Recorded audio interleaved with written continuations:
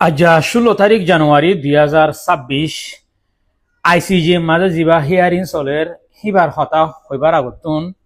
বর্মার delegation গুমজাই ফেলাই দে ICG এর কোডর ভিতরে এভাবে কিছু হতা হই। আর এতদিন দেখিলাম যে মাইয়া ফুয়া ইবার উগুয়া গুঙ্গিয়ে বলে ঠাইছিলাম উগুয়া ন খেয়াল করে চাইলে ইতারা 3-4 জন গুঙ্গিয়ে করে তোমরা দেখি পারর মাইয়া হইবার ভিতর তো আরো 2 জন গুঞ্জা ফেলাই এনান এখন সোশ্যাল মিডিয়ার মাঝে বেশি ভাইরাল